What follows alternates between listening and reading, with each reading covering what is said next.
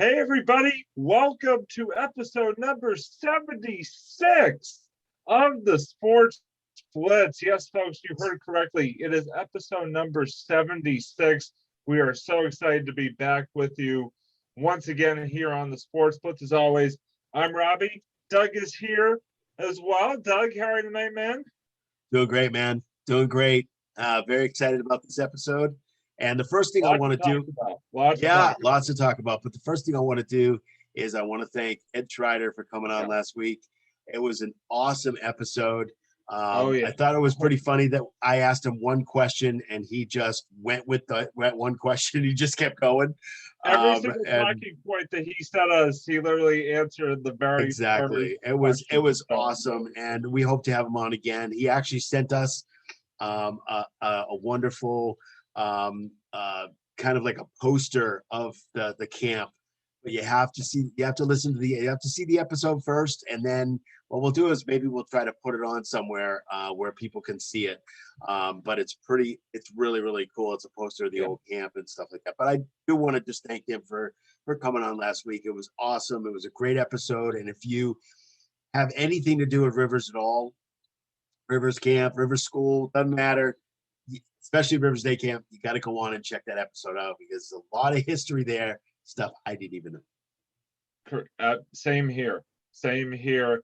And by the way, if you've been living under a rock or in a cave or whatever, definitely come Under on your out. house. Yeah, under your house, under that bridge over there. Come on out. Give us a watch. Give us a listen.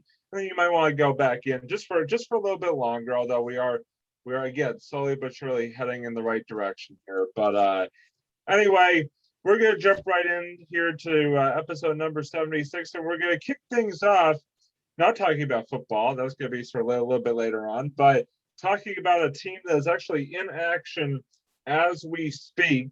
The good old Boston Bruins, who last I checked were tied 1-1 with the Buffalo Sabres tonight. And the Bruins currently sitting in the fourth and final playoff spot in the East Division.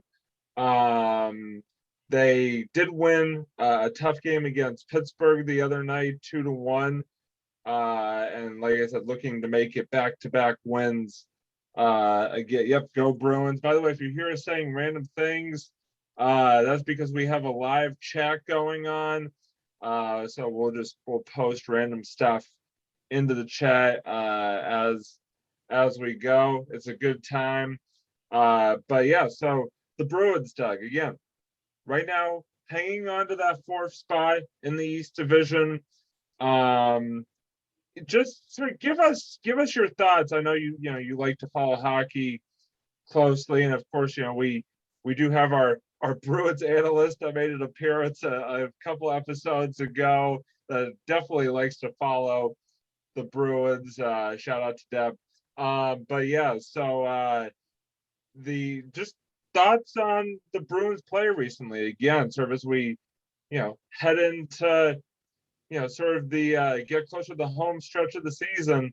A lot on the line with each game, and right now the Bruins just hanging on. But just wanted to get your thoughts, like I said, on their play these last few weeks, because I know it's been a while since we've talked about the Bruins, given the Ed episode and a couple other things. So just sort of give us your thoughts on the Bees.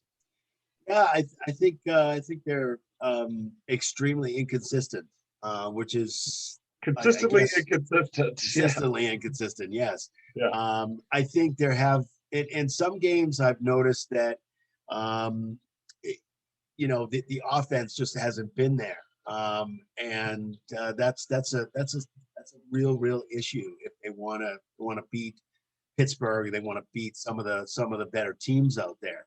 I know they're playing Buffalo tonight. Buffalo has 5 guys that are out, and they haven't played. Buffalo fired their coach like a week ago. Yes, so they also haven't played well, as Jack Edwards says, hasn't played well the last decade. Yeah. So they have not been a very good team. But what I noticed, even watching the first period, which I watched tonight before I came on with to do the Sports Blitz, is I noticed that. I just noticed a real inconsistency. I've noticed I noticed puck management is huge, is just not there. And I'm not really sure why.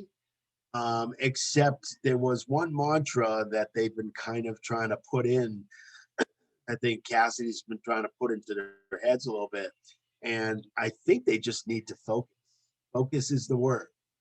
They need to focus. They need to have good puck management.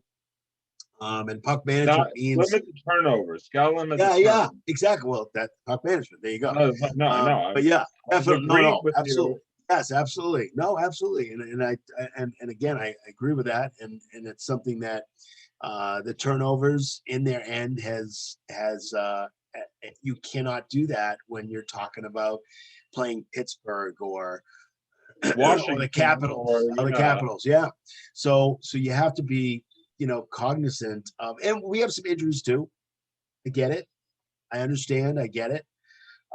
You've had one a injury couple in of, particular that we will touch on coming up here in just in yeah, a little bit. yeah, definitely. But I just think that's really what it comes down to is the inconsistency, and the puck management and just more focus, because when they're focused, they could beat any team in the league when they're focused. And I think Right. that's with any team, but I'm just saying specifically with the Bruins, I think they have to be more focused. They have veterans and they have some young players.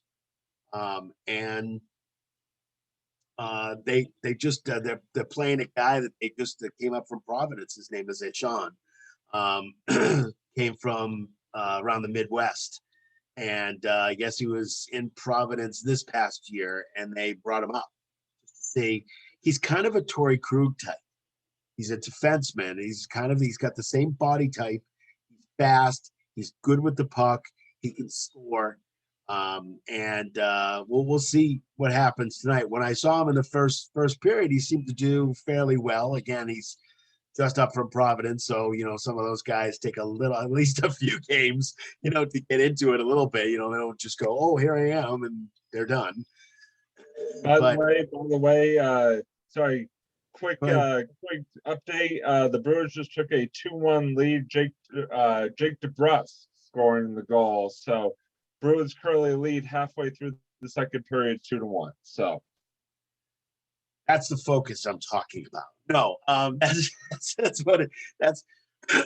basically what the mantra is. And if you listen to Cassidy in the last couple of games and what he said after the game, he's got no problem saying our team sucked. Yeah, he's got no problem calling anybody out. I love that. I think that's great. I think it's great because what it does is it puts fuel under these guys. It fires these guys up.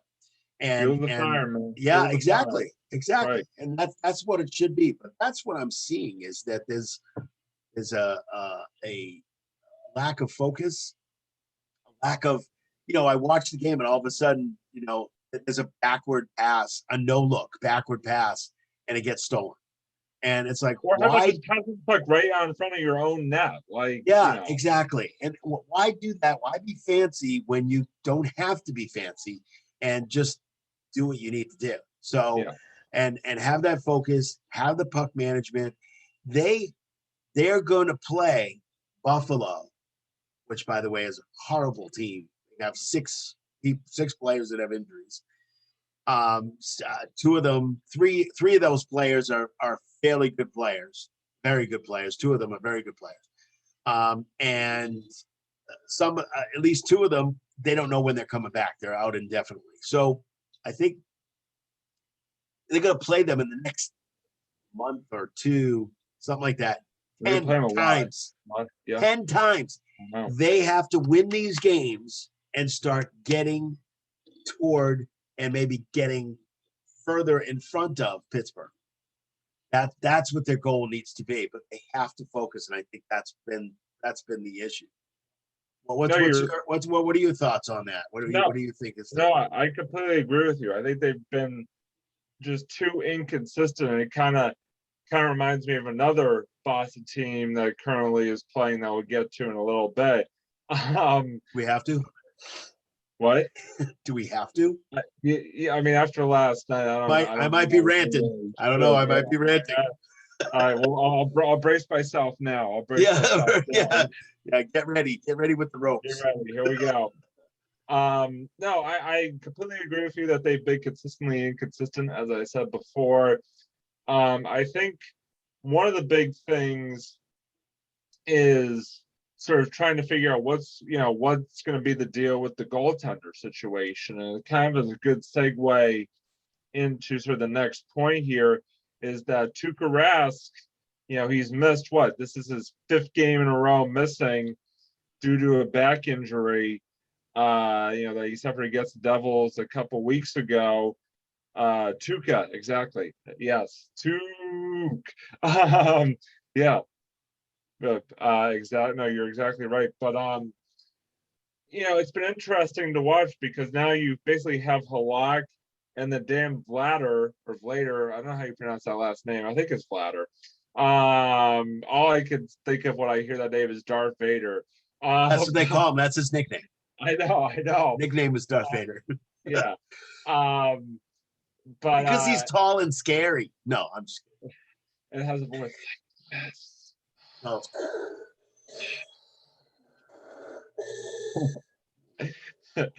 This is our Darth Vader impression of tonight's Darth Vader 5 minutes. Go ahead. But yeah, I guess we'll get to Dan. What is it, Vlader or Vlader? Do you know? How do you pronounce? I don't want to butcher it. I actually call him the V Man. Dan V. Dan V. I totally cut out his last name, but just Dan V. The big dude.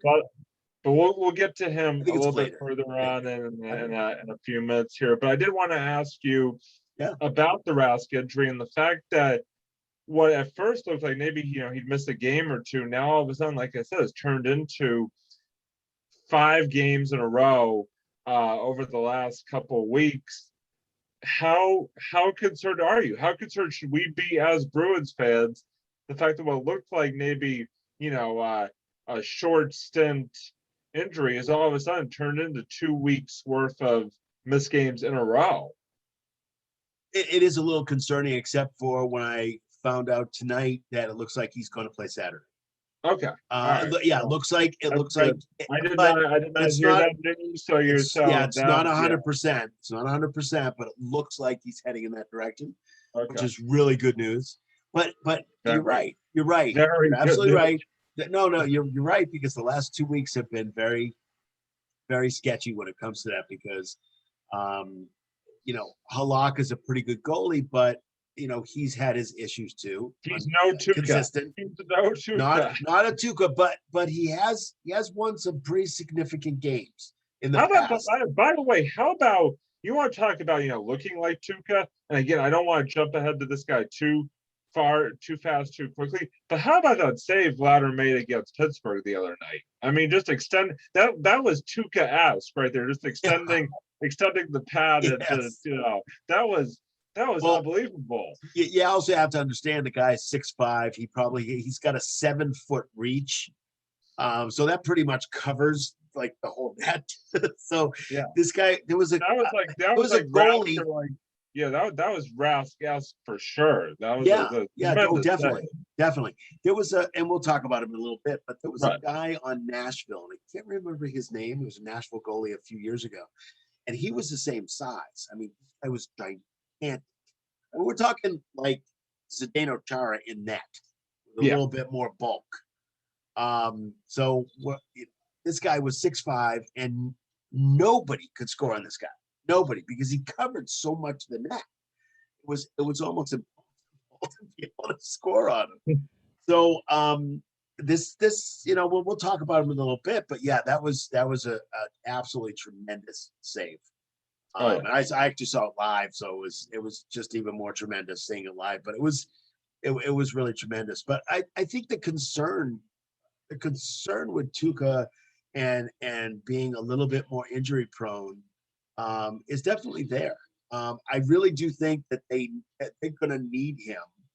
They're going to need him for the playoffs, and they're going to, if they go farther and farther in the playoffs, they're going to need him. So he's going to need to be healthy. He's going to definitely need to be healthy. The playoffs this year are a different structure than they've been in past years, where basically up Right. until the cup, up until the cup semifinal, where now this year the cup semifinals and finals, the first 2 rounds are against teams in your division. So it's like, it's sort of a 1-4-2-3 setup, and then the winner of those 2 series. So you're going to have to right off the bat play, probably the Islanders, and then if you're able to get through them, you're going to have to play Like the we haven't Capitals. played them enough. Yeah, but it's just So like, sick and I'm so sick and tired of seeing the same but with the teams. struggles we've had, my point is, with the struggles Right. we've had against those teams this season, especially the Islanders, so I think we've got 1 point against this entire season so far. Yes. It's total. Having to play them in a 7-game series, it makes a big difference having Tuukka Rask in that for that 7-game series, as opposed to not having Tuukka Rask in that for that 7-game series. So I totally agree with that. Point, especially this year, I mean, in past years as well, but especially this year, you need Rask between the pipes and healthy for if you want to have a long playoff run. Of course. It is extremely important, because with all due respect to Yaroslav Halak and Dan Vladar, it's a completely different situation when you have Rask in net as opposed to those two, especially the way Rask just seems to come alive, at certain points in these deep playoff runs. And so I think that I'm basically, not to belabor the point too much, but I think to, piggyback off what you said, it's true. They need to play exactly playoffs, practice play, exactly. No, you're right. You play to win the game. Just dropped 3 of them by 3 different guys in there and what. There you go. Great speech by Jim Morrow. It was awesome. Oh, it was fantastic. We'll live in infamy. You got to YouTube that if you don't see it, guys. You got to YouTube the Jim Morrow playoff thing. Playoffs. Yeah, it's awesome. It's really great. Definitely a must watch. Yeah, it's a must watch. It's awesome. But again, I do want to get in though to Dan Vladar, and again, I apologize to Dan if I'm mispronouncing the name. Dan V, baby. Butchering the last name, because he did get, along with making that great save against Pittsburgh the other night, he did pick up his first NHL win in that game, picking up a 2-1 victory against the Pens, bouncing back after a loss to Pittsburgh in the first game of the 2-game series in Pittsburgh. By the way, I'm still getting used to like these little 2-game series they've been doing, where literally you're playing the same. Yeah, I know. Same arena, it's hard to get used to. But yeah, just sort of I know we were just talking about him and that amazing save. Again, folks, look it up on YouTube. It was a sprawling, gymnastic-ass looking save right there to be able to keep that puck out of the net. But I just want to sort of get your reaction again, with this being his first NHL win. Just sort of want to get your reaction to his play in general between the pipes. Again, going up against an always strong Pittsburgh team. I mean, how's that for your first sort of NHL start, going up against the Pittsburgh Penguins? Definitely can be a force to be reckoned with there, and he stood up well to it. Yeah, absolutely. And if you watch that very carefully, especially in slow motion, because they showed it in slow motion later on during the in-between periods, he was on one side of the net and went to the other side diving, Tuukka-esque. Yeah. Diving with his stick to try to block a shot, which he did. You got to see it, YouTube it. It was amazing. Now, I'm not pushing the button that says, "Oh my goodness, he's an all-star and he's fabulous and he's wonderful." not doing You're that. not for the duck boat parade for him No, quite no, yet. no, no, no, no duck boats with him and net at this time. But on the flip side of it, playing the Penguins, who are a very exceptionally good team, Oh yeah. playing the Penguins and keeping them to one goal. That's the big deal. And that save plus other saves that you saw during the evening, and the fact that he really, really showed and played well. Last year, he was on the team also, but came up a little bit, but not too much. I think, it wasn't a big deal. There was one game he played last year, and it was horrible. I can't remember who the team was, but it was horrible. It was a terrible game. It was horrible. He was horrible. But obviously he's done much better in the last year. He played with Providence most of last year. And I think things look like they're moving in the right direction with him, which is great. I mean, this guy I think he's 6'5", but I'm not sure exactly. I think he's 6'5". I know he's got a 7-foot wingspan. This guy could play. Wait a minute, the Celtics. Get him to play for them. They could use some rebound. They could use some rebounding. He could be 6'6". pretty good with that. He could knock people out of the way. He's 6'6". He's 6'6". He's 6'6". Okay, I knew it was 6'5", 6'6". So he's a big dude. He's a big dude. Yeah. He's a Zdeno Chara in the net, basically. Yep.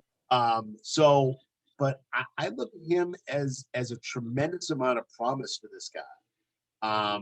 And moving forward, again, just one game, but an important game because it was against the number one team. A team that Pittsburgh you just lost to, too. Right. A team that you just lost to. This was the night before, right? It was a game that you needed.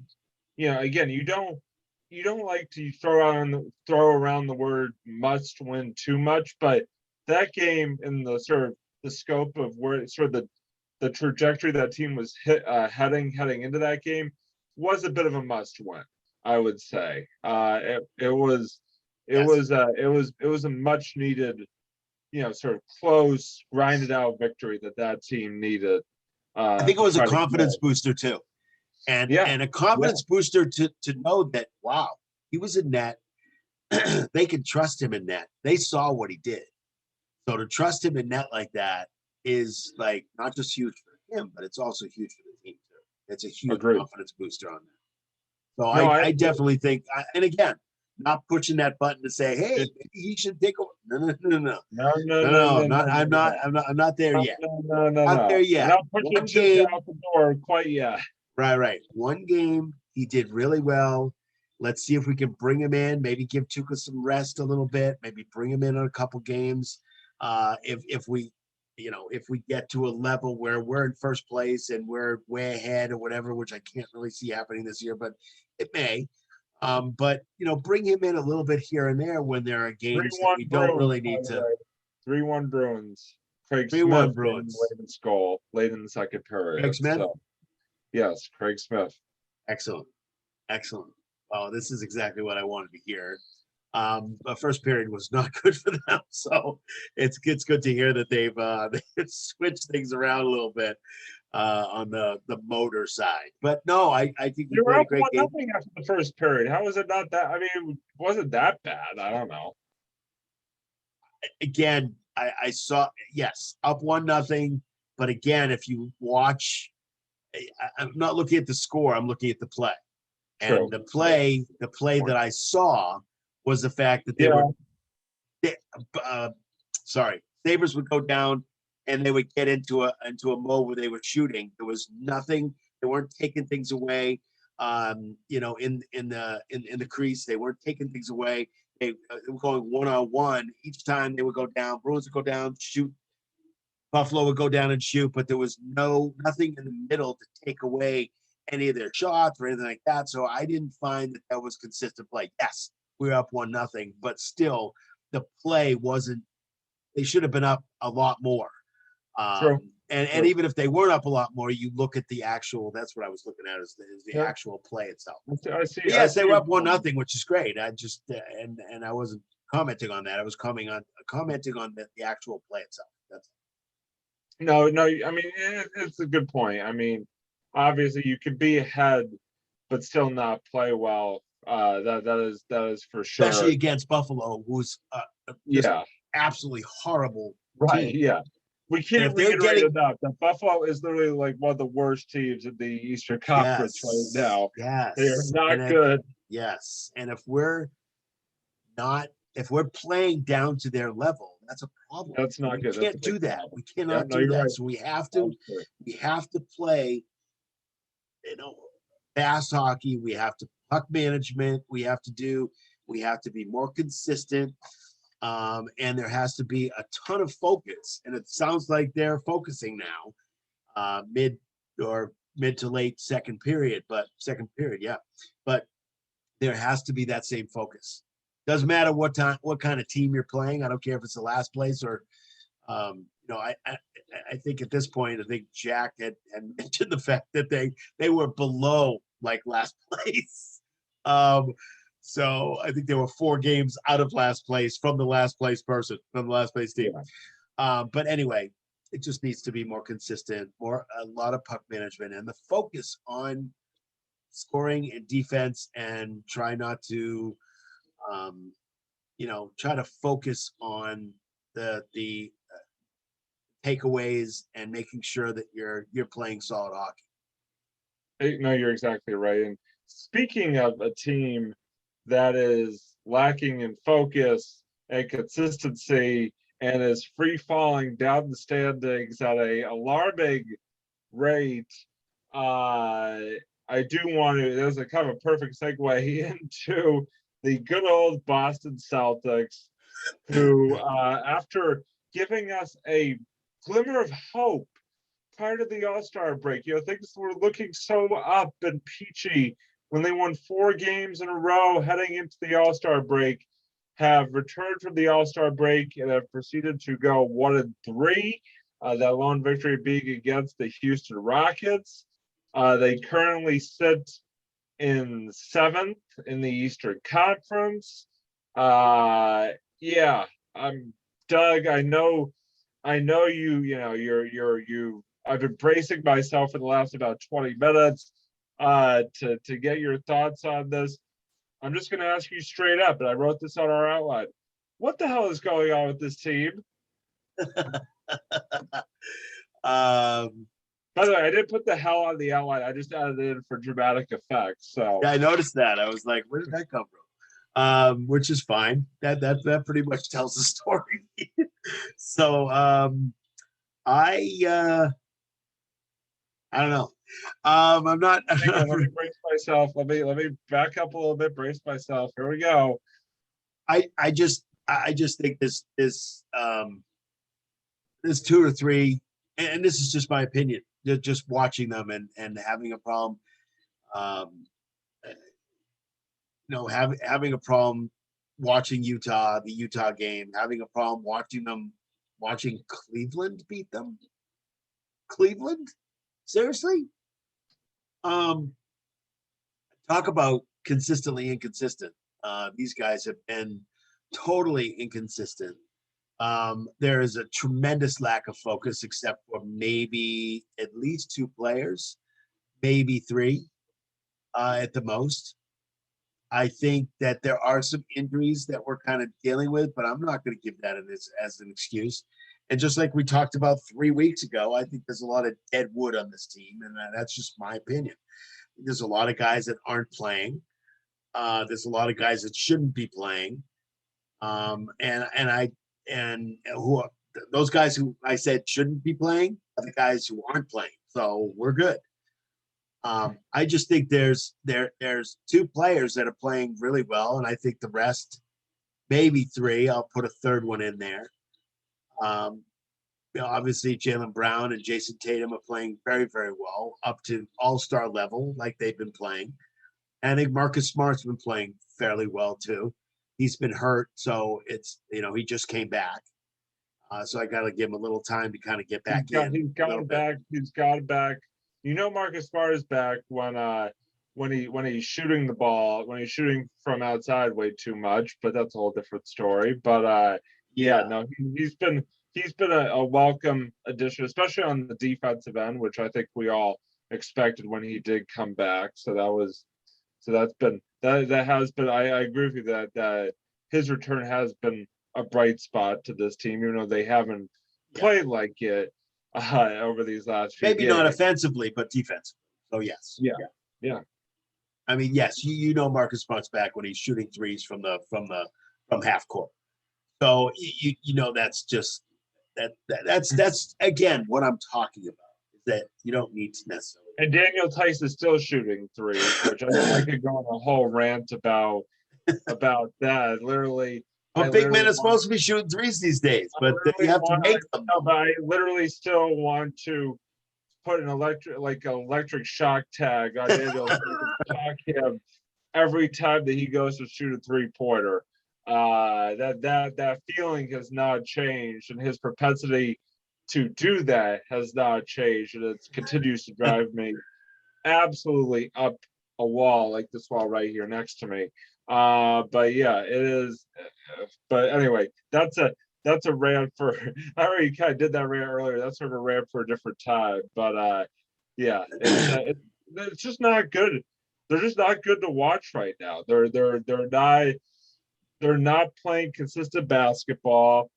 You know, you know they'll get down big in these games, and then you think they're climbing back into it, and they can't get over that hump. Like the other night against Cleveland, they cut it to 3 or 4 points multiple times, and then they go and give up a 3-pointer, or give up an offensive rebound putback or an and one or something like that, or miss a shot on the other, and when they have a chance to tie or take the lead. So I mean, it's just really inconsistent. You talk about the Bruins being inconsistent. The Celtics are way more inconsistent than the Bruins are being right now, and it's showing. It's showing the fact that they are literally free falling down the Eastern Conference standings, to the point where there is an argument to be made that this team maybe could miss the NBA playoffs. I'm just saying. Again, I know there's still a long way to go in the season. I don't want to jump off the Tobin Bridge, too early here. But if you had told me at the beginning of the season, a Celtics team that I said unequivocally, without a doubt, would be a top 4 team in the East this season, if you told me that in mid to late March, there would be an argument to be made, or a scenario to be had, that this team would the not be in the Eastern Conference playoffs, I would have thought you were crazy. And yet here we are, mid to late March, and they're hanging on by a thread. Yeah, the other issue is, and you said that perfectly. The other issue is that there's a lot of pressure on Jaylen Brown and Tatum and Jason Tatum. They're all stars. They're playing very well, averaging 20 plus points a game, but they can't beat teams. It has to be a team effort. They can't beat teams. It's just impossible to be able to do that. You can't beat Milwaukee that way with 2 guys. So that's one of my issues is that there's consistency between those 2 guys, and maybe Marcus Smart a little bit more inconsistent, but those 2 guys have definitely been very consistent this whole year. They're all-stars. They've been very consistent with points and threes, and just the play is amazing. They're playing very, very well. They can't beat teams all by themselves. No, that's the problem. No. That's the problem. I don't care what people say. That's the problem. That's the issue. And that's why I said there's a lot of dead wood on this team. There's a lot of, different kinds of, second string and even third string, because they have enough for a third string, because they have like at least 17 players. So it is just, and those players don't know how to play. That they don't. I think Scal said it perfectly a couple nights ago. He said it yesterday, actually. He said they don't have an identity. That they don't have an identity. That they're not. They haven't identified their team. Not there. The chemistry is not there. They haven't identified their team yet. They haven't. Okay, what are you going to do? How are we going to play this game? Are we going to play to win this game? Or are we just going to play to play? Yeah. What are we doing here? How are we doing this? And I hate to say this. Maybe I don't hate to say this, but some of this is Brad Stevens' issue. Brad Stevens got to motivate these guys. I don't care if they're NBA players. Sometimes you think, how much motivating did Casey Jones do with Larry Bird? They have to motivate Larry Bird? No, but you thought about different plays with him, and maybe you had to motivate him a little bit. Who knows? I don't really know that. They need motivation and they need to be focused, just like the Bruins. But the focus needs to be on what's their identity. Where are they going? What are they doing? What's their goal? They have goals. They don't seem like they have any goals at all. They seem like they're walking into a game and just playing the damn game, and they're not even thinking about whether they want to win or not. Yeah, that's my thought process. No, you're right. I have a hard time watching. I watched a little bit of the Cleveland game. And then when they were down, when they were even down by 4, I was like, okay, they're going to get back in. They're going to win this game. It might be close, but at least they're going to win the game. I'm like, are you kidding me? They can't get over the hump. They could not get over the hump. They can't finish games. They don't know how to finish games. No, that's I completely agree. They literally look like, they're gonna get right back in it, but then they can't get that stop. They can't get, that bucket that they need, and it's very frustrating to watch. The team that you feel like should be so much better than they are, and they just don't play like it. And it's like I said, it's just incredibly frustrating. And you're right. There is a lot of blame to go around for everybody. Danny Ainge shoulders some of the blame, the players shoulder some of the blame, and Brad Stevens shoulders some of the blame. It's equal opportunity blame right now when it comes to Celtics. I'm serious. No, I agree with you. No, it's equal opportunity blame. And speaking of Danny Ainge, there's been so much talk about, is he going to make a move? Is Trader Danny actually going to pull the trigger this time? Like, blah, blah, blah, blah, blah. Well, the NBA trade deadline is next week, folks. It is a week from today, as a matter of fact. And I'm just going to come out and say right now, he better make a move. If Danny Ainge, I'm being somewhat facetious here, but if Danny Ainge stands pat and does not make a move at the NBA trade deadline, he should be escorted out to the Boston Harbor, put on a boat heading for the middle of the Atlantic Ocean, and just set adrift. I don't even care where he ends up. Just set Danny Ainge adrift. There is no conceivable reason why he should stand pat. There's no defense that I can think of why he should stand pat at the trade deadline. He needs to do something. I understand that, there are things that they need to fix with the team as it's currently constituted. I completely agree with that. But there are moves. We've talked about this off air and on air for that matter. There are things that this team still needs, and he needs to just go out there, grow a set, pull the trigger, and get somebody here that's going to help this team potentially get back into the realm of where their potential is, and maybe actually turn them into that team that I predicted at the beginning of the season was a surefire top 4 seed in the Eastern Conference. Yeah, no, I agree. That's a rant and a half right there. And setting Danny adrift, I think, is pretty interesting. Here, Danny, come into this boat with us. we have some really cool snacks for you at like Mid-Atlantic. Yeah, we do. Yeah, that's it. I definitely agree with that. I never thought I'd be ranting about setting Danny Ainge adrift in a boat in the Atlantic Ocean. Fantastic. It's fantastic. I think, and I'm going to make a prediction right here. I'm gonna make it from what I've been looking at, and basketball's like your baseball, and Yeah, to me, it's yeah, basketball's my oh, yeah. favorite. Next to football, and then hockey's kind of in there too. It's they're very close together in that kind of range.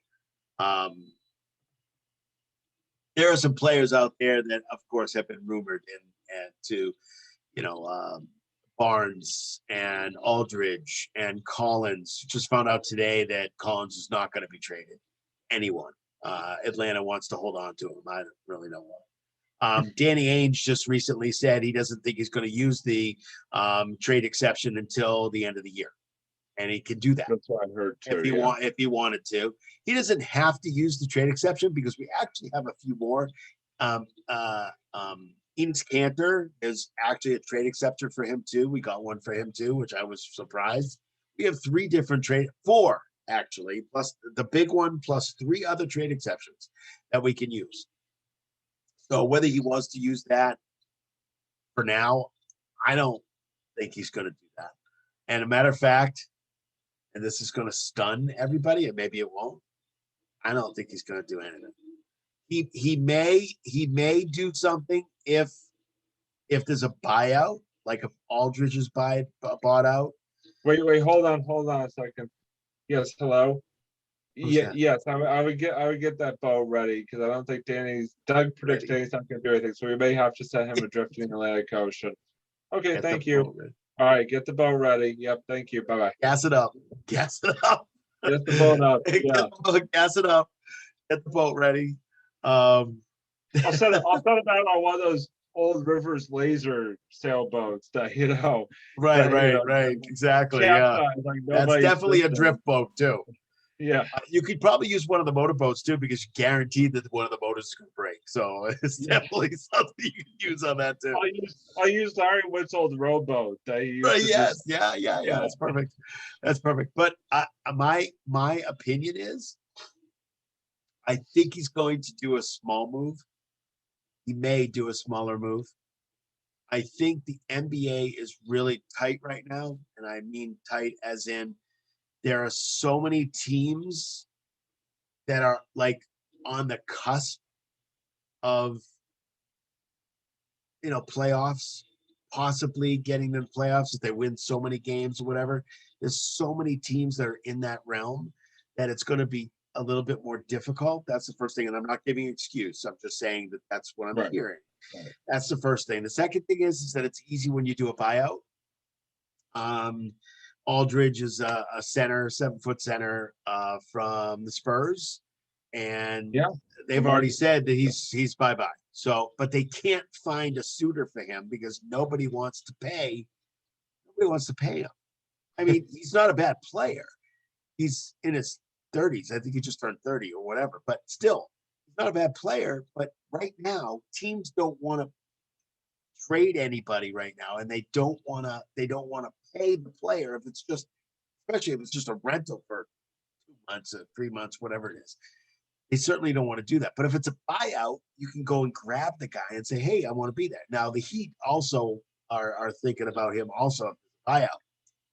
Don't know about the buyouts yet. We still have to wait a few days until closer to the trade deadline.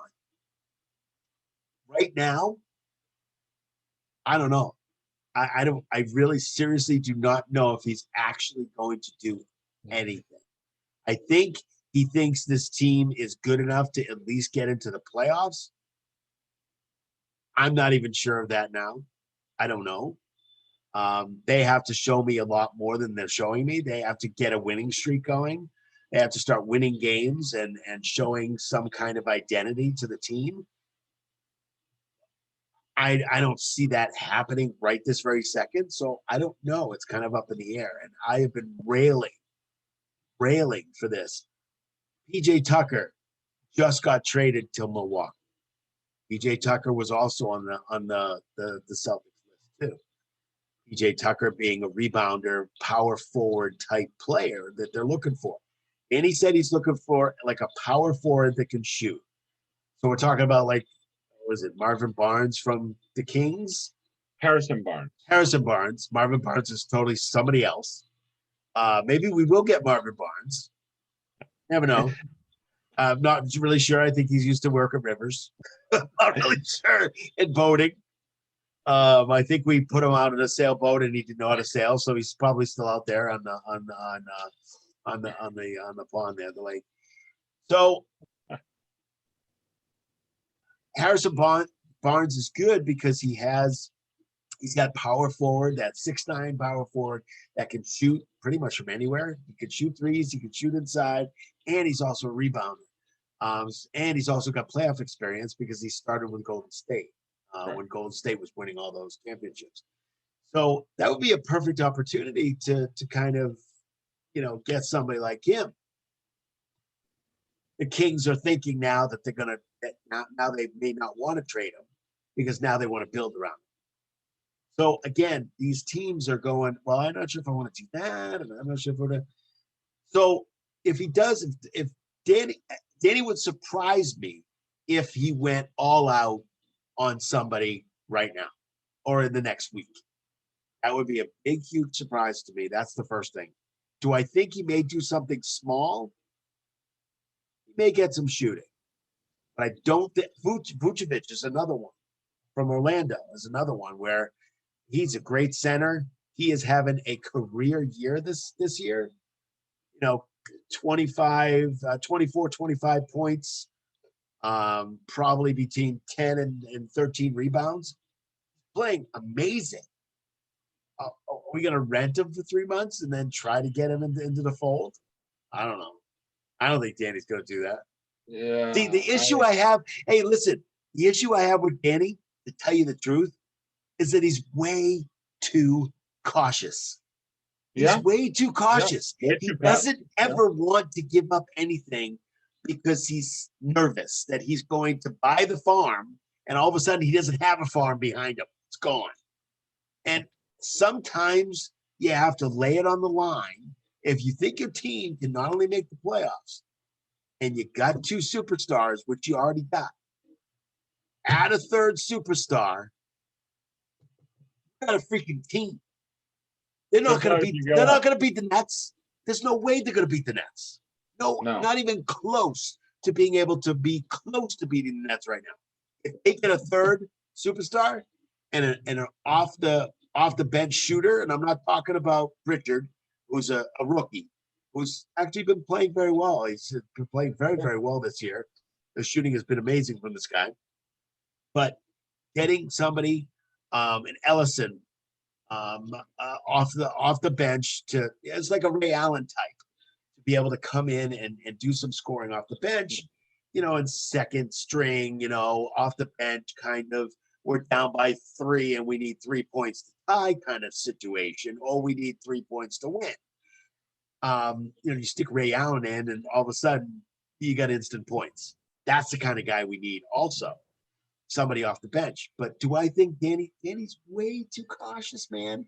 He's like, oh, I'm going to save this. He's all into saving. Okay, stop saving and get us a freaking team. I'm totally like going nutty over this because it's like you have your chance. Now, if you talk about, okay, well, it's money and it's this and we have 17 players and what am I supposed to? Well, get rid of the freaking Deadwood. Get rid of Carson Edwards, who shouldn't be on an NBA team at all. Tremont Waters, yes, he's probably a pretty good player. He's like a Spud Webb type of player, although I don't think he can dunk, but I don't even know. He's not a bad shooter, but still, he hasn't played at all in 2 years. So why have him sitting on the bench, not doing a thing? This is what I'm talking about. The Deadwood is driving me nuts. I know. And they need to get rid of these players. They need to set that Deadwood and just with Danny into the Atlantic Ocean. Drift those guys. Carson Edwards, Tremont's pretty good. I would trade him because you could probably get something for him. But Carson Edwards, who else is out there? I mean, Taco. I mean, is he ever going to play? I mean, the guy is 7'6". Is he ever going to play? I know. No, why would you put Taco in unless you were up by 40 or 20? Then you put him in. Brad Stevens never puts this guy in. He can't. They can't do that now. This is what I'm talking about. I just think Danny's way too cautious. He likes to keep these. He's hoarding them. He's hoarding all the. Oh, I got these. I'm Danny Ainge. I have these players. I have these first round picks. I'm not going to do anything with them. And I'm sitting in 7th place in the Eastern Conference. Again, over and over and over and over again. Yep. And these other teams, Robbie, these other teams are spending and getting players. Milwaukee just got better yesterday by picking up PJ. They're just other teams. Nets are getting better. Milwaukee's getting better. I know. How are you supposed to compete with these teams now? You can't compete with them. Yeah. Just it drives me crazy. And that's my rant for the evening. No, I agree with you. And unfortunately, I'm afraid that you're going to be proven to be right when it comes to a week from now, that they are not going to that Danny is ultimately not going to make the type of moves that we need to compete right now. I mean, what he really needs to do is he needs to basically pull a Dave Dombrowski and sort of mortgage the farm for a big name guy to win right now. And I agree with you that I don't necessarily think or know if he's going to do that. And that's a very scary proposition for sure. I mean, hopefully we're wrong. Hopefully, he surprises us in the next week and pulls a rabbit out of a hat, so to speak. But I just don't know. I really, truly don't know what to expect.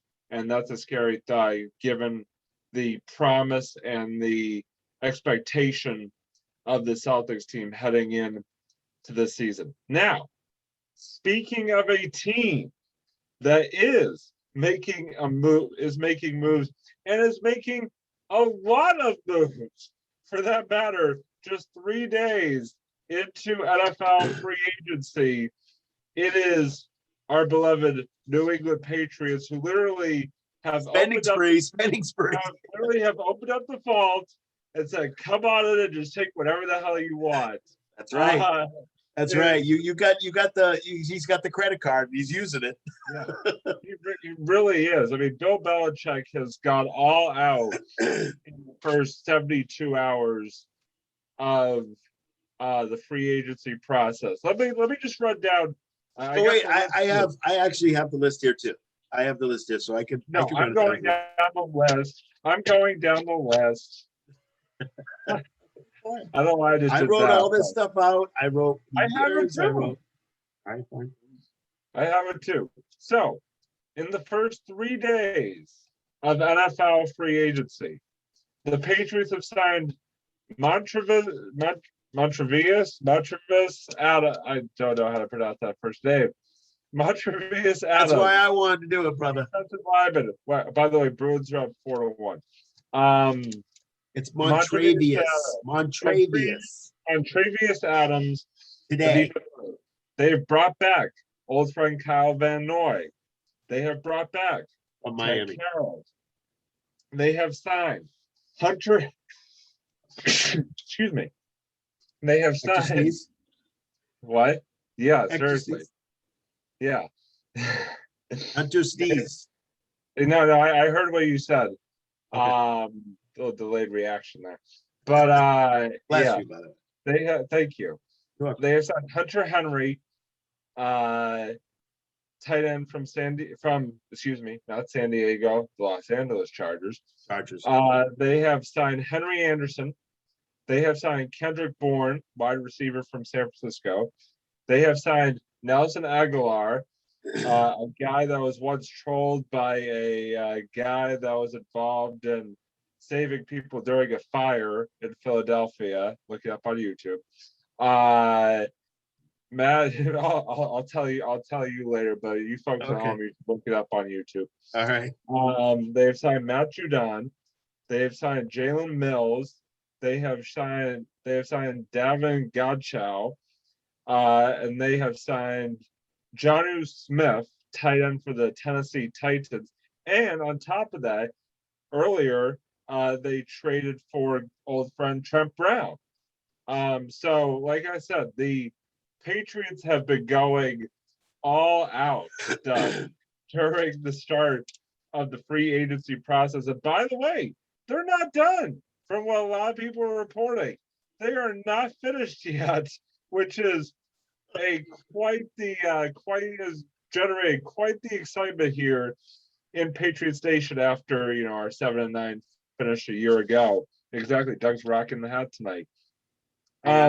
So I just wanted to get Doug your reaction since now that I hijacked your list reading ability. No, I actually wrote down the years and the But how much money, but give me your reactions, give me your thoughts to days 1, 2, and 3, aka Bill's spending spree, Billy Bella Bucks. Just try to say that 3 times fast. Just give me your reactions to the moves that the Patriots have already made in such a short time here in free agency. Well, I'll tell you, I called Bill to see if I could use the credit card too, because I have a couple things, snowblower, and a couple things I'd like to do around the house. So I figured if he's got he's got money left over. He's got $200 million to spend plus. I was thinking maybe he's got a couple bucks. Maybe I could buy a $500 snowblower. For next summer, next winter. Next winter. I think exactly. I think that I love a couple things. The first thing is I love the fact that he did most of it was done early. Most of it was done. Man. Yeah. Most of it was done when it was just what do they call it? The legal tampering period. Yeah, exactly. Okay. Most of it was done that day. And I love the fact that, my phone was blowing because I have Bleacher Report. And I have notifications. And all that blowing up. We're blowing up. My phone was blowing up. I was like, he didn't just do that. And I literally was texting Doug, I think, after each move, going we were texting back and forth. Another one. Yeah. We were texting back and forth, and we were like, holy crap. I am over the top about this. By the way, top 2 tight ends in free agency, he got both of them. Yes. The top 2 tight ends in free agency, he got both of them to come here. That's the first thing. The second thing is that I think he was very methodical. I think he had these, obviously he had a plan. Obviously, he's none too happy about a 7-9 record. He's none too happy about, and the reason, I have a thought process of why he got Cam Newton, and I told you why, because we talked about it on text, is my thought process was, and again, they're not done. My thought process is that you need to have a quarterback to bring some of these guys in. If you have Jarrett Stidham as a quarterback, believe me, more than half, if not all these people would not sign. They'd be like, forget it, I'm not signing. There's no way. They had to have a quarterback. They had to have somebody of substance, even if he didn't have a great year last year. They had to have somebody to be able to have them come in. Now, there's a plan out there that we don't really know about yet. Well liked. He also is very well liked. Well, of course, yeah. Definitely. And the fact is that he had a plan. He executed the plan. He continues to execute the plan. And what he's doing is, and I've seen like 5 different NFL insiders say the same thing. He's pissed at last year, and now he's got something to prove. Now he's like, okay, I'm pissed. You screwed with me. So now guess what? Now I got all this money. I got the company credit card, and I'm going to spend, and you just watch what happens. The only thing I'm concerned about is, and again, some of those wide receivers are kind of coming off the table, is I think that we really do need to have a star wide receiver, and we don't really have one. I think the two wide receivers that we picked up are fairly good from what I've seen. But I still think we need that one guy. And now I still think we need that one guy that is a go-to guy that just opens up the field. Yeah. I didn't when he got this when he got this Kendrick Bourne, I had to look him up. I was like, I've heard of that? him. He played with our good old pal Jimmy G there in San Francisco. No, I know, and I looked him up and I YouTubed him and I saw it and I was like, wow, he's a pretty good player. So I of course knew who Nelson Aguilar is. I've heard of him. I know he was on the Raiders, so I've heard of him. But I just think we need that. We just need that one, just that one wide receiver that we can, just that one wide receiver that's Basically a go-to guy. Basically, I know we're not going to get this particular one, but this is sort of the biggest. But basically, like a Juju Smith-Schuster type talent. Yes, and I know he's meeting with a few teams. He has not signed with anybody yet, but he has met with a few teams. I find it very highly unlikely that he's going to sign here. But I'm just saying that it's sort of that level of talent is what we need to bring in here. Yeah. Yes, absolutely. Because we don't know. We don't know if Edelman's coming back. We assume Edelman's coming back, but I don't know. Is he going to be the same guy? I mean, he's pumped. He was pumped. He's been all over Twitter, pumping up everything. He's been pumped up for the upcoming season, and he's like pumped up. I know we did cut Marquise Lee, and we cut Bo Allen to make space. And I guarantee you, Ryan Izzo. We traded Ryan Izzo to the Texans. I saw that too. So we have made some moves here and there to kind of get rid of some guys so we can bring in the other guys. But I mean, just amazing how we got the two. And let me tell you, Bill is the two top tight ends. In the free agent market, we now have on our team, and that Bill is top heavy when it comes to. He's very heavy into making sure that the tight ends, and maybe the tight ends is what he was like. Hey, let me get the two top tight ends. We're good. We get a couple of other guys that are not. I think Aguilar got a $24 million contract, something like that. It was crazy, and I'm not sure if he's proven that much, but I mean, it was just crazy. He got a $26 million for 2 years. Wow, that's a little steep for me, but that definitely is opening up the ball. Yeah, that's definitely opened up the ball. But I think what he wanted to do was bring in a couple of the guys, but really concentrate on these two tight ends. I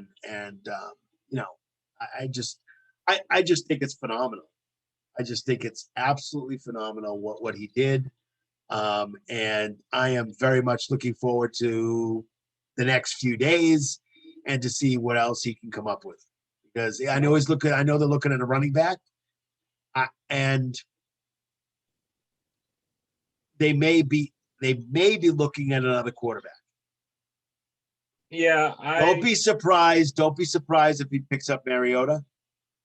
Don't be surprised. It doesn't mean they're out of the race for a young quarterback. I just don't think they're there yet. I don't think there's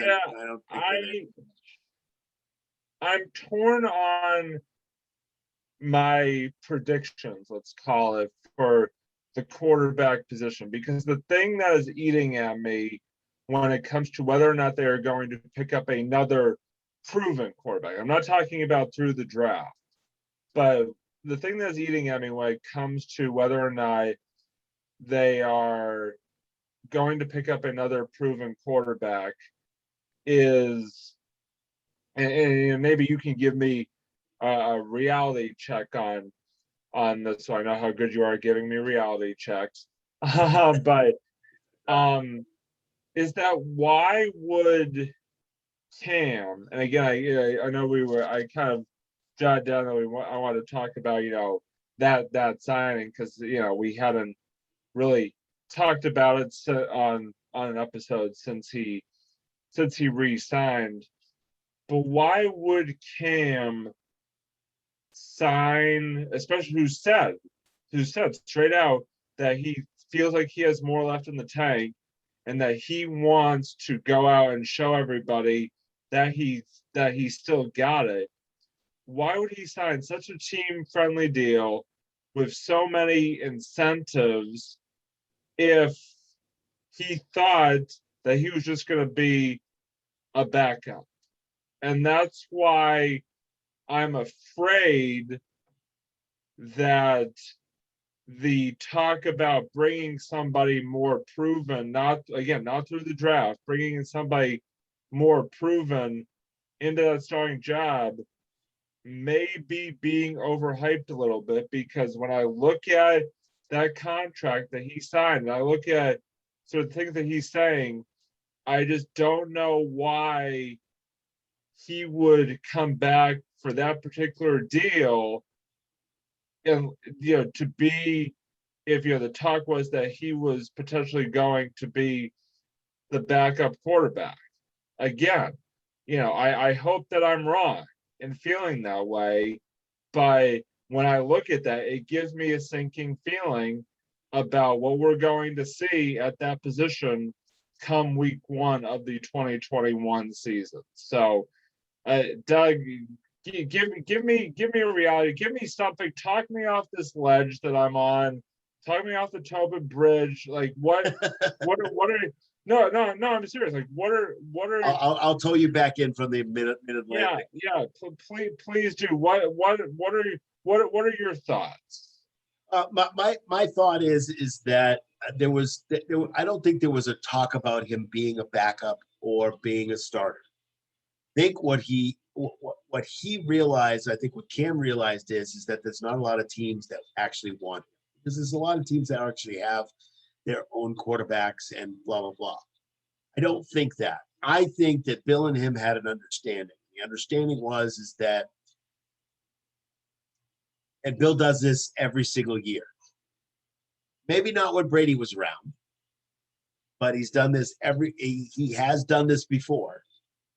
And the fact is that it's winning the job. You got to come in and win the job. He does that with other positions too. You got to win the job. You got to win the starting job. Okay, so if he brings in Mariota for the same money, which he could do, $14 million, he could bring him in for $14 million. That's fine.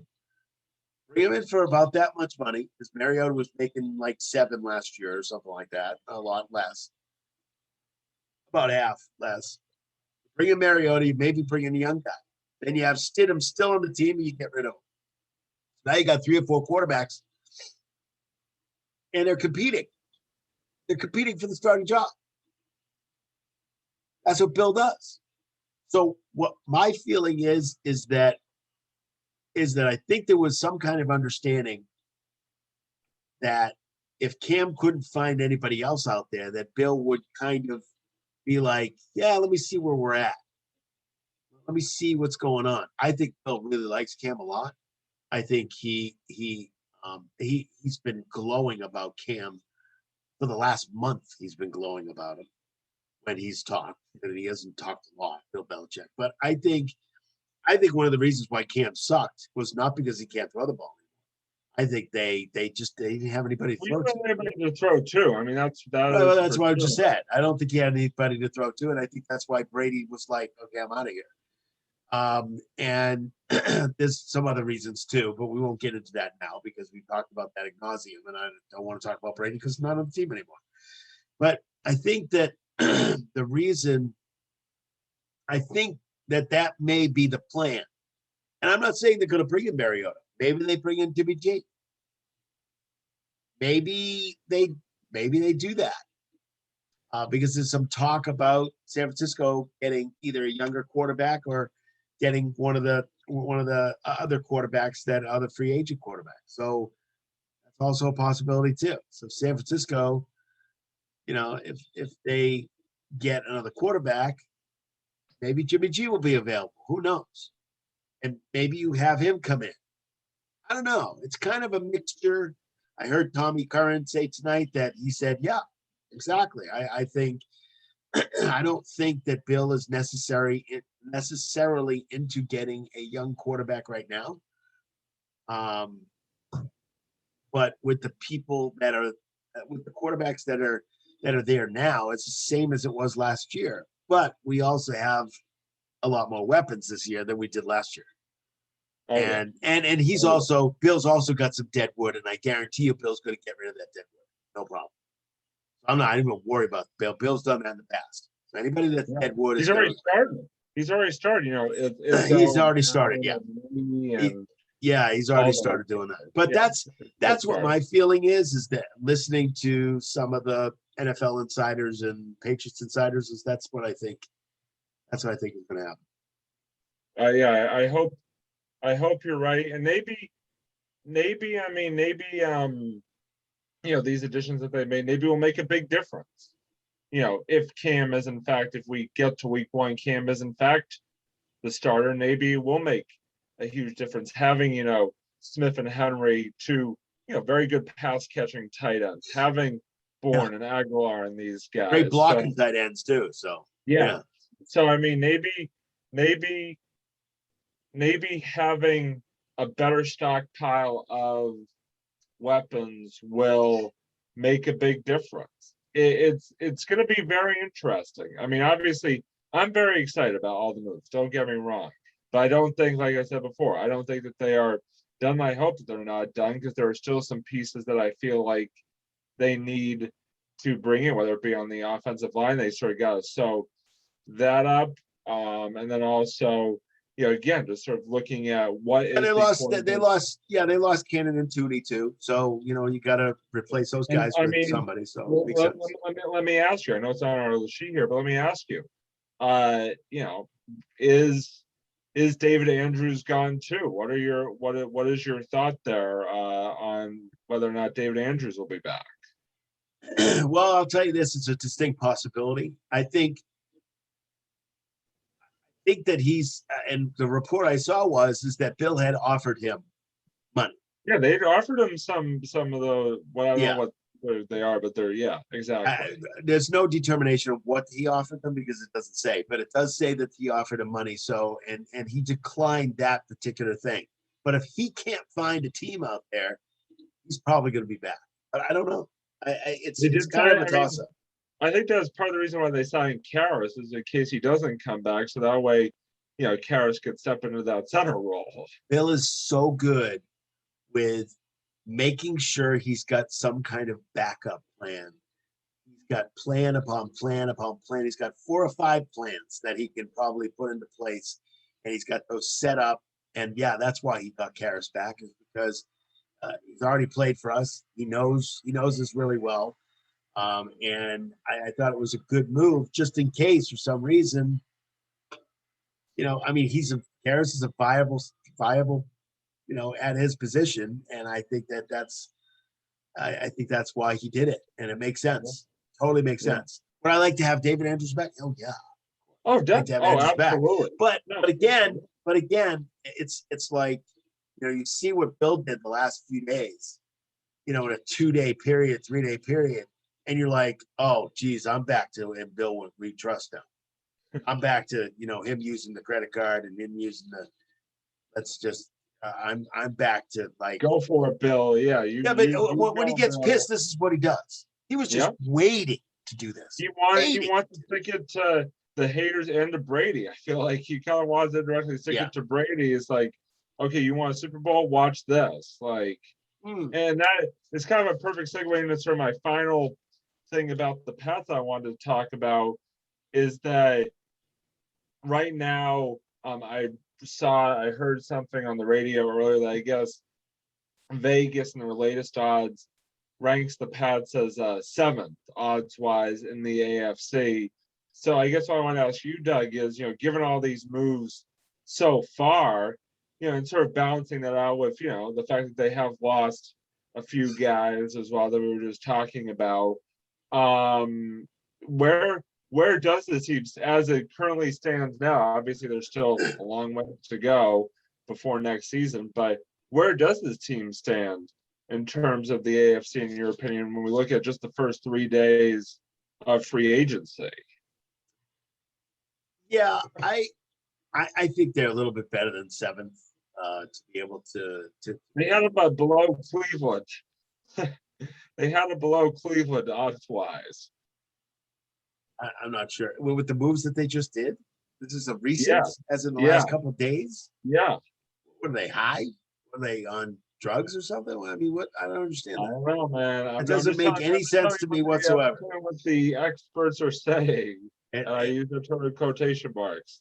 yeah, it doesn't make any sense to me whatsoever. I mean, and I think with the moves that they made, I think they're in front of Cleveland. I mean, that that doesn't make any sense at Some all. You people know, are saying that they're still the third.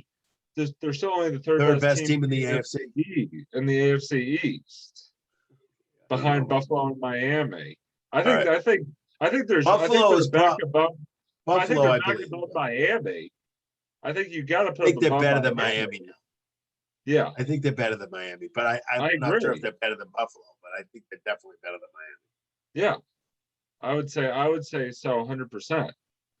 Yeah, yeah, I would definitely say that. I don't understand Me that. neither. I don't know where they're coming up with that. I think they're Um, definitely in a better space, a better place than they were at a year ago at this time, I should say, in terms of, you know, stacking up against the AFC.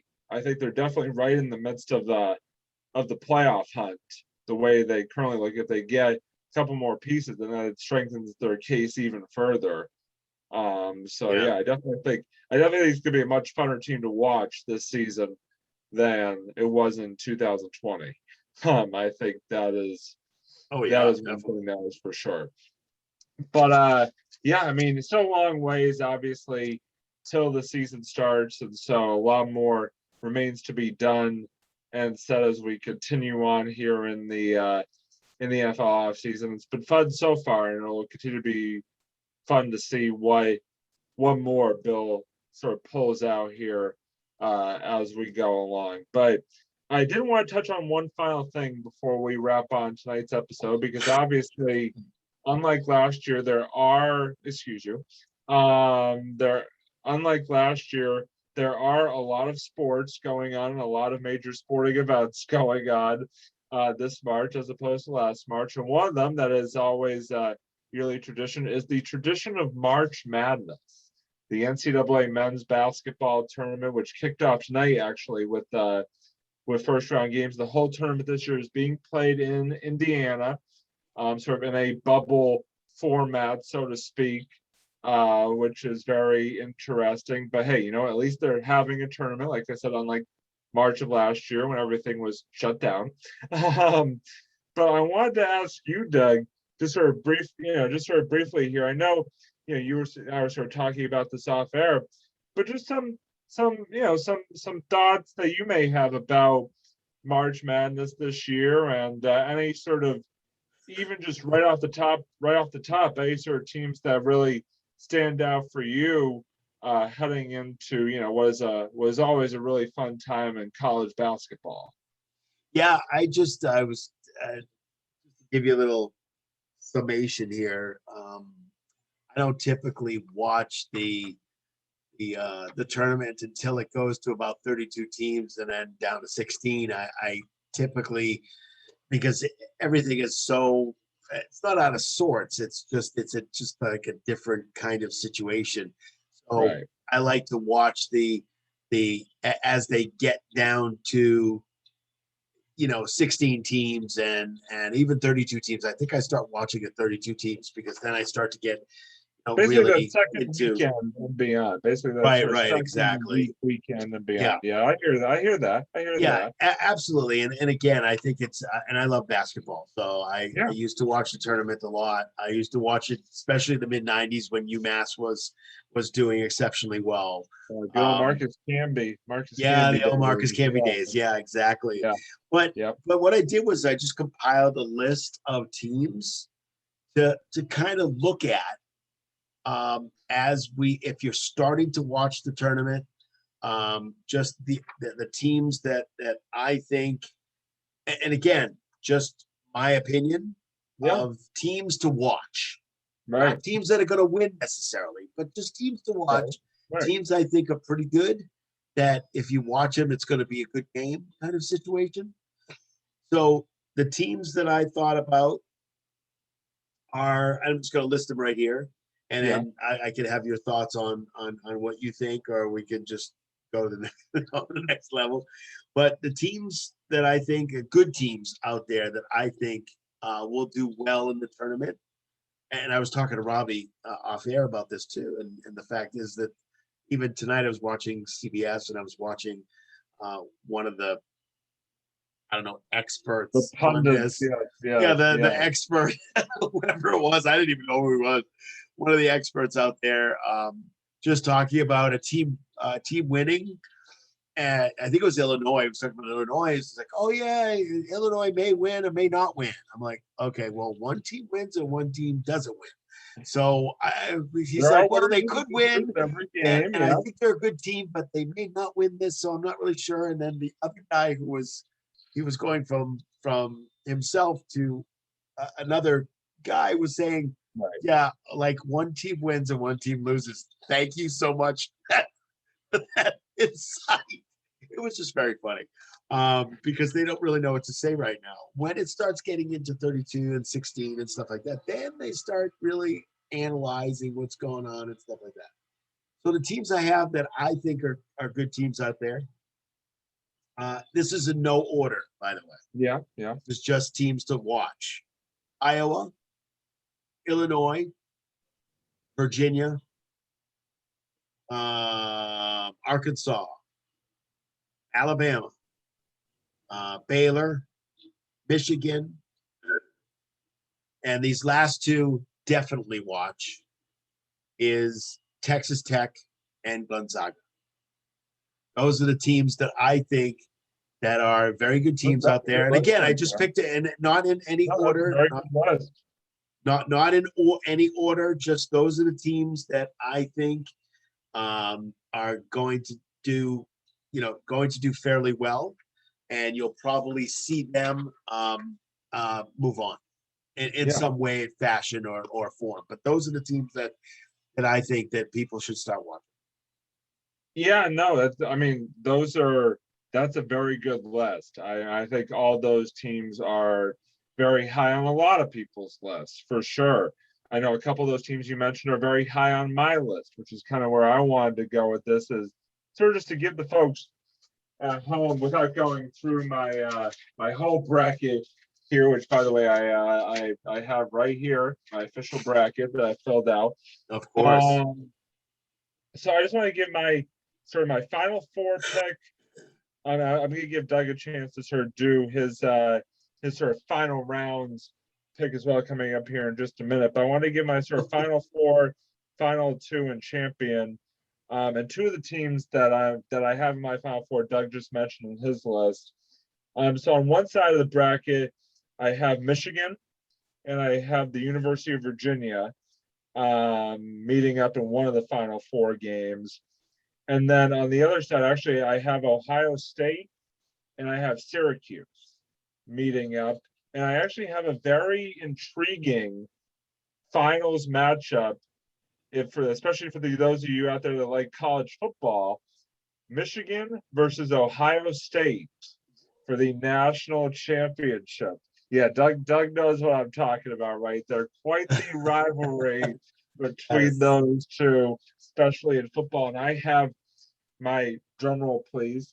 My official national champion prediction is that I have the Michigan Wolverines winning the 2021 NCAA men's basketball title. Now, given my luck, I'm probably going to be completely wrong on this. I'll probably have my bracket completely busted by the end of this first weekend. Given that 2 years ago, I picked Virginia to win it all, and then they proceeded to become the first ever 1 seed to lose to a 16 seed. So that's about how what happens, man. That's about how my luck has gone. How the tournament goes.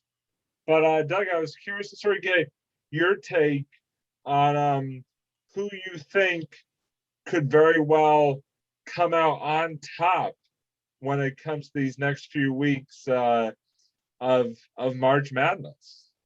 Yeah, and again, I don't mean to put off the question that much, but again, I think I want to kind of look and see, watch a little bit, get it down to when I can get it down to 16, I can kind of make a little bit more of a prediction. But I do have a prediction for a winner though, and this Okay.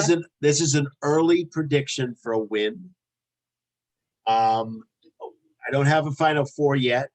Yeah, Talk to me when it's down to 16. I'll yeah. give you a Final Four, and We're then I'll definitely, by the way, folks, we're definitely gonna come back to this in future episodes as this tournament is moving along. yes, Absolutely. absolutely, Yeah. because I think it's great. I'm glad they're playing. I'm glad they're doing what they need to do, and I know that there are some teams out there that have had some COVID issues, but still, I think I'm glad The that fact that they're they're actually playing. playing this year is a big time improvement from last year. Yeah, that's huge improvement.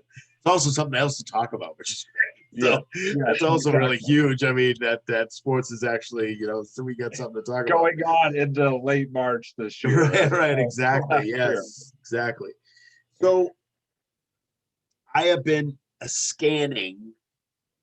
scanning some teams, listening to some people who may or may not know what they're talking about.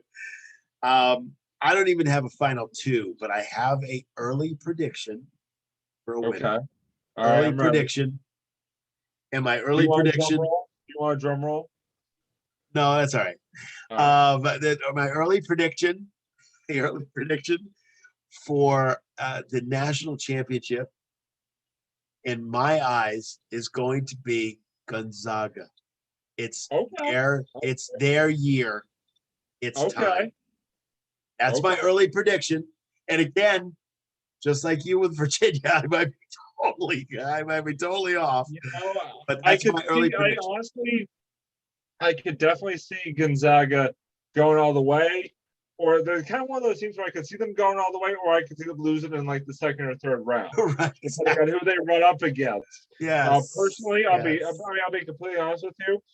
And again, I probably am going to be wrong, knowing my luck, but I have them losing I in the probably will Sweet too. 16 to Virginia. But yeah, I mean, hey, listen, I can see it going either way, for sure. Right. I think that is a very valid prediction to make. I think that could I could easily, like I said, I could easily see that being the case. Um, but that's what makes the tournament so special. Is you Yes. really don't know. I mean, you have some of these years with these teams like, Loyola of Chicago or George Mason a bunch of years back that like make these amazing runs to the Final Four. You're just like, what? How the hell did that happen? Like Butler too. Butler, yep, right? Butler, Brad Stevens, yep, back Brad to back Minnesota Stevens. title Yeah, game. exactly. No, you're right. Or you have, in my case, the number one overall seed losing to the 16th seed in their bracket in the very first game. Well, that's what the exciting part is that it's fun to get your bracket down. It's fun to see who wins and who doesn't win. And again, I was very heavily watching it in the watching March Madness in the mid '90s when things were, when UMass was just the Marcus Camby days, when UMass was just a phenomenal team. Coach Cal. Yeah, exactly. Cal, It was just amazing to watch. And I was watching that whole tournament. And now I'm just down to 32. Once it gets to 32, I'm like, okay, yeah, I'm just gonna start to watch. I was definitely more into back in the days when BC was actually good at basketball and actually like made tournament runs on a consistent basis, as opposed to now when they, I think, won one game in the ACC this year.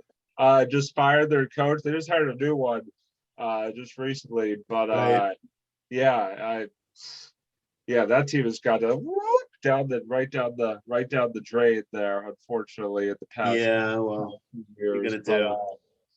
Yeah, what are you gonna do? That's true. But it should be fun to watch. Should be fun to see what comes next. And don't worry, folks. A lot more Final Four talk. A lot more March Madness talk, I should say, including the Final Four, will be coming down the road here as we get into the coming weeks and start to narrow down the bracket even further than it is now. It's very much looking forward to. But I did want to start to wrap up our episode tonight with our segment that we always love, and that is our final thoughts for episode number 76. Doug, you can take the floor first here, my friend. What is your final thought for tonight's episode? My final thought for this episode, number 76, wow, is a couple things. I always get two things. I always do two things, because I don't know why. It's just always I do two things. So I'm going to start tonight by, we had a Boston icon pass away this week. Boston Marathon icon Dick Hoyt died yesterday morning. He was 80 years old. If you don't know who Dick Hoyt is, he has a son with some major disabilities. They started doing the Boston Marathon in 1980. And if you don't see Dick Hoyt at a race, and I've never run the marathon myself, but I've watched it. Obviously, we watch it because it's a Boston thing to watch. I mean, heck, it goes right through my hometown. So right, I mean, exactly. Yes, it is a exactly, staple of spring in Massachusetts, in the city of Boston, for sure. Right. What's if you can nail this down at all, in a way, passed away peacefully in his sleep from heart failure. What's been happening recently within the last, I would say, 5 to 10 years is people have taken over for Dick and have run with his son. But his spirit has always been out there, no matter what. You see the iconic wheelchair that's always been there, and you need to have him at a race. It's almost like if he's not there, it's very strange. Unfortunately, obviously the Sports Blitz, Robbie and I send our heartfelt condolences and thoughts and prayers to the Hoyt family for their loss. He will be a tremendous loss, not just to the Boston area, but to the marathon itself. Just to think about, I saw a stat that one of the news stations did. Him and his son did many races, not just the Boston area, but did a lot of other marathons and a lot of races for charity. It turns out since 1980, they started running in lots of different races throughout the years. Somebody, and it might maybe a family member, counted, it was over 1,000 races that they've raced together, which is just an unbelievable statistic. And we just, thoughts and prayers go out to the Hoyt family and from us, absolutely. And he will be missed. Yeah. So Great. On a lighter note, I want to send out a huge thank you to our buddy Kyle. Yes. Our buddy Kyle is in the process, and I'm going to throw it out there, Robbie, because I wanted to do it. I don't know if this is your final thought. I don't think it was. No, okay, good. Good. No, that's right. Unlike me with you, you always seem to steal my final thought, and we don't even tell each other what our final thoughts are typically. So. No, I usually steal your final thought within the episode. I don't even steal your final thought with the final thought. I literally break absolutely. it up in the episode. Yes, absolutely. So we want to send out a huge thank you to Kyle, our buddy Kyle. We've had on several times on the Sports Blitz. I've been on another show called On the Couch Talking Sports. You guys got to watch that show. It's awesome. Kyle and Robbie are the host of that show, and I've been on that many times also. Great show because they talk about everything from sports to Marvel to ice cream to bowling to everything you can possibly think of, including miniature golf in the wintertime with a white ball. Unbelievable. It's just unbelievable. They're a great show. Snow, Right, exactly. No, just a great show. Check them out on YouTube. It's awesome. But Kyle is doing some production for us, which you will see in some future episodes. So we're very excited. This is going to be amazing. We're very excited. He's doing some excited. production for us, which is going to be really amazing. It's going to add to our show. Look for it in future episodes. We will actually, give you a little hint when it's coming out. We'll do a final thought soon about that. We've already seen some initial production, and it's just amazing. So we're very excited. But we want to thank him so much for doing this for us. He loves doing it, and we just want to thank him for it, and we're very appreciative. Absolutely. Yeah. So Robbie, what are your final thoughts for this episode number 76? Yeah, so I kind of have a twofer as well, and I didn't, just in case, I didn't want to steal your final thoughts, so I sort of didn't bring this up earlier during the episode, but I'll bring it up now. I wanted to say a shout out to Patrick Chung, who today announced his retirement after 10 years in the National Football League, mainly with the Patriots. Obviously, he opted out of last season, and then today just announced that he, after giving it a lot of thought, decided to hang up the cleats, as he put it. And I just wanted to thank Patrick Chung for what was a tremendous career with the Patriots. Definitely helped them to win, some Super Bowl titles, and was just an anchor of that defense year in and year out. And like I said, just had a tremendous career, and the Sports Blitz wishes Patrick nothing but the best in retirement and going forward. And again, just a big thank you to Patrick Chung for a tremendous career with the Patriots. So that's sort of part one.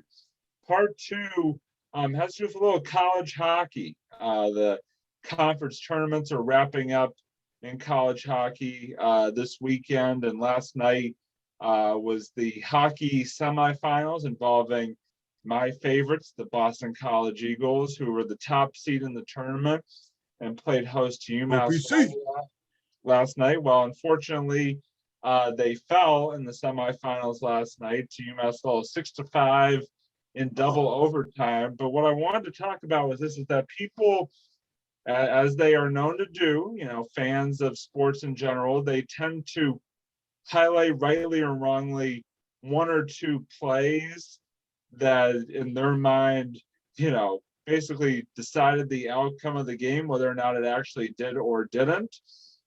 And so for BC fans, that was a call in over the overtime period. So the game was tied at 5.